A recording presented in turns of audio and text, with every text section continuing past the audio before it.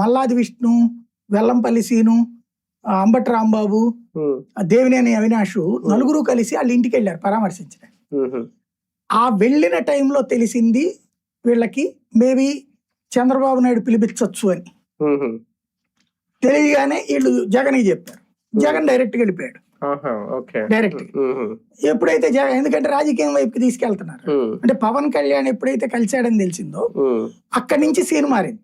పవన్ కళ్యాణ్ కి ఆ క్రెడిట్ రానికుండా ఉండడానికి తెలుగుదేశం తరపున గద్దె రామ్మోహన్ వెళ్ళి పరామర్శిస్తారు. గద్దె రామ్మోహన్ వెళ్ళి పరామర్శిస్తే క్రెడిట్ ఆయనకి ఎందుకు అన్నటువంటి ఉద్దేశంతో వీళ్ళ నలుగురు వెళ్ళారు.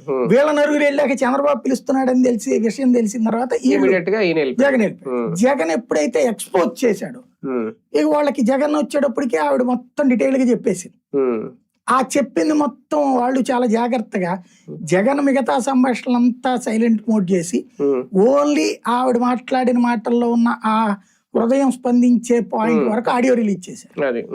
దెన్ అందులో వాళ్ళ అమ్మతో పాటు ఎవరో లేడీ ఉంది, చెల్లెలు అవుతుందో అక్క అవుతుందో ఏదో, ఆమె కూడా నేను పోలీస్ స్టేషన్కి వెళ్ళాను, వెళ్తే నాయన కూడా లోపల రానిలేదు, 60 మంది లాయర్లు అంటే పెట్టుకెళ్ళాను అయినా రానిలేదు, నాకు పిలిచి చెప్పింది, ఇట్లా ఇదంతా చెప్పుకొచ్చింది ఆవిడ.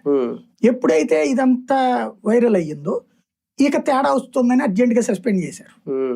సస్పెన్షన్ తో పాటు ఇది చంద్రబాబు అప్పటికి సస్పెన్షన్ మాట ఎత్తారు, సస్పెన్షన్ అయిపోతుంది అన్నది ఈయన అన్నారు. ఇక అప్పుడు జగన్ ఎంటర్ అయ్యాక వీళ్ళు మర్డర్ కేసు పెట్టారు ఇతని మీద.